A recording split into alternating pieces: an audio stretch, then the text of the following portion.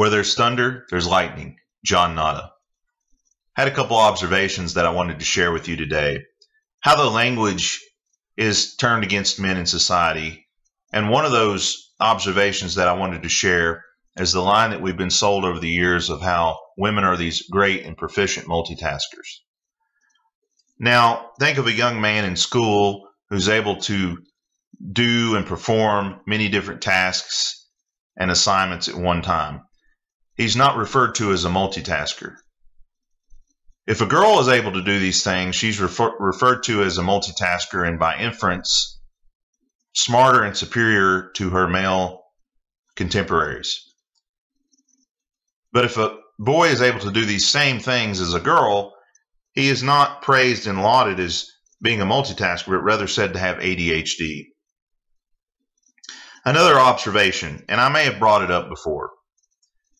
Women seem to be all about spontaneity. Think back of all the girls that you've dated, all the dates that you've been on, and I'm sure that many of you can think of a time where the girlfriend or the date that you were on wanted to do something spontaneous. I can certainly think of the many dates and girls that I've dated over time saying these very words, wanting to be spontaneous. And I've never been a particularly spontaneous person. In fact, I'm kind of a plodding person in that I like to plan things out. I like to see the, possible end results, the various different ends that could result from a decision to do A, B, C. And it made me start thinking, why is this such a common theme with so many women? And that is that women really have no responsibility.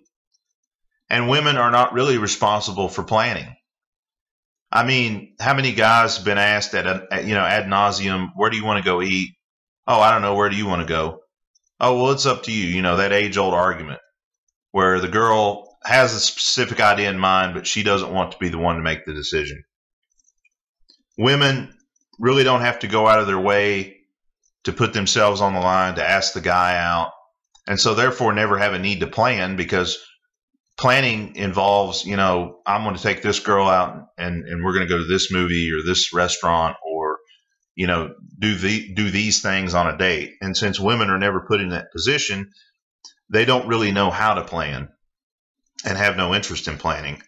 But with spontaneity, women can be spontaneous because they have no responsibility. If things go awry or if things don't go the way that they are planned, the responsibility falls back on the shoulder of the man and not the woman. Another thing I was thinking about the other day, the dependopotamus phenomenon, the military wife.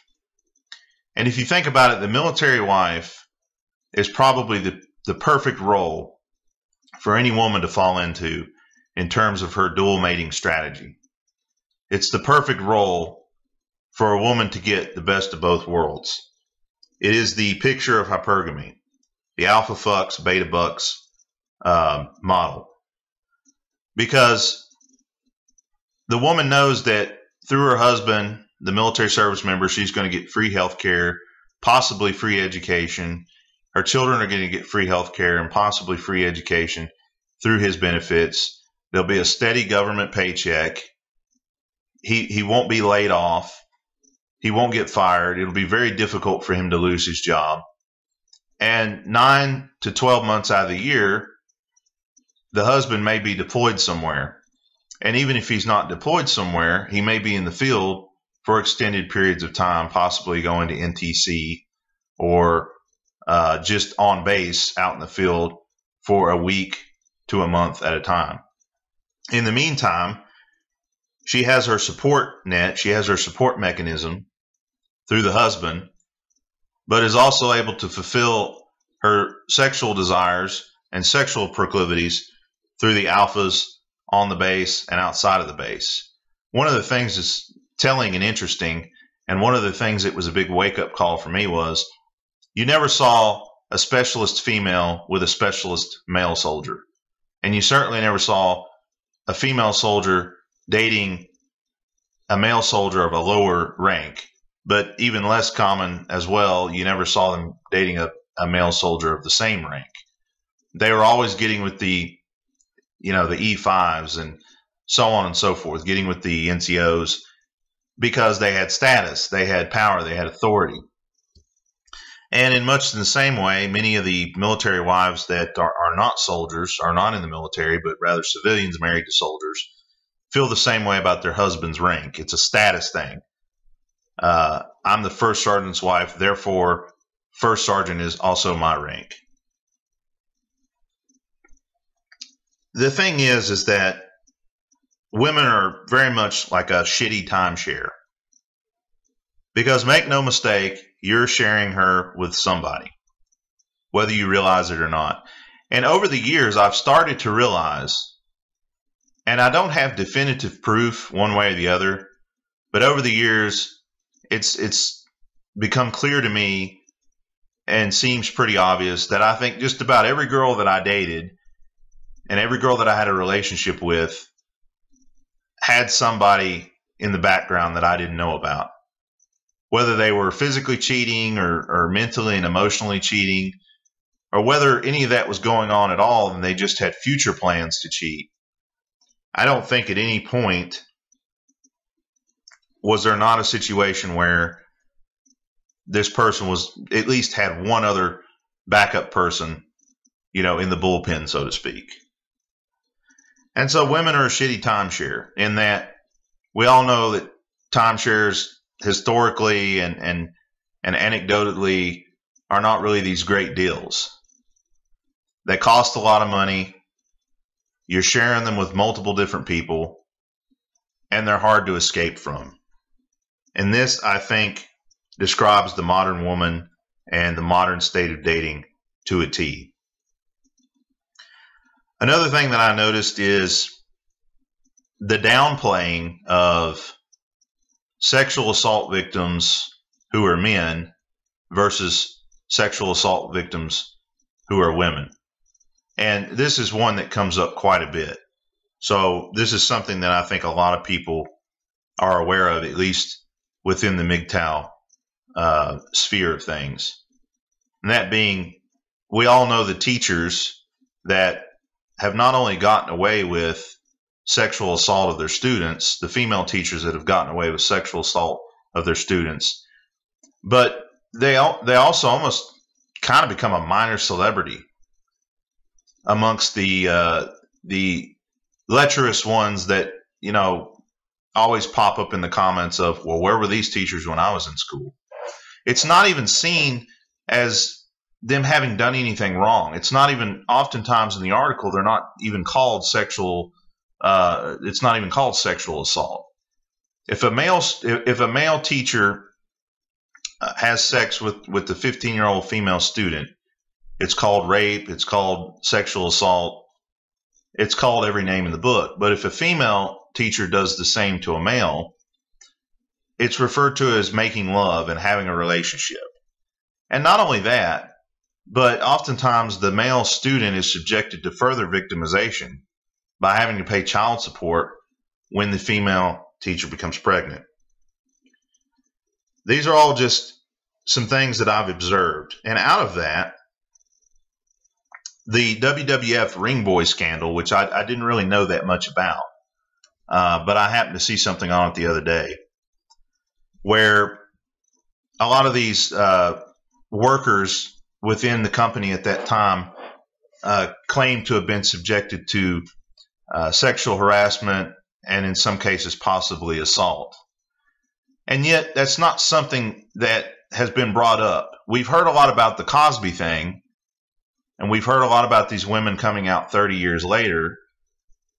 And the media wants to portray all men as predators, all men as potential rapists, but ignore things such as the ring boy scandal, where men were equally victimized, harassed, and equally made to go through some terrible things. But because it happened to men, nobody is interested in, hearing anything about it. And in fact, it's nothing but a big joke. It's a point of comedy. It's something to laugh at. It's something to mock. But if it happens to a woman, regardless of the fact of whether or not any of it's based in any kind of truth or reality, and regardless of the fact of whether or not the evidence supports the claims, we're supposed to take it with the utmost attitude of seriousness. And, once the blood is in the water, we must have our pound of flesh. Speaking of the world of professional wrestling, many of you may remember Sunny. And remember, she was a big deal back in the early 90s. And I had watched an interview. It was one of these kind of docudrama things about her time in the WWF and her time in the world of professional wrestling. And early on in her career, when her SMV was at top level, she had been offered a deal by Playboy to pose in their magazine, which would have probably set her up for life. I mean, the idea that there's this thing of male privilege. I would love to have the female privilege to take my clothes off, do very little, pose one time, and never have to work hard in my life again, be set for life. And Sunny had this opportunity. But Sunny was at the height of her SMV. She was at the height of her fame, at the height of receiving the attention that she was receiving, and she turned the deal down.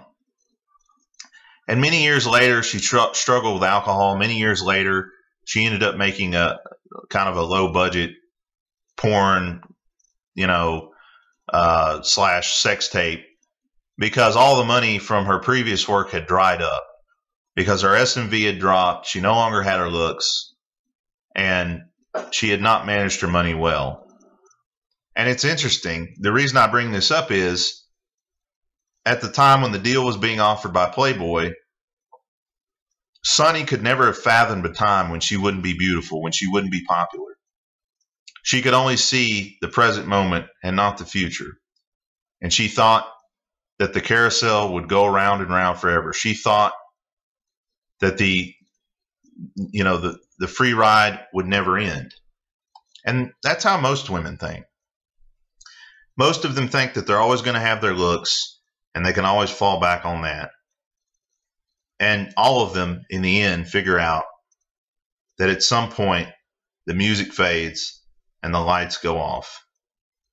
And the Me Too hysteria has crept even into the world of romance novels.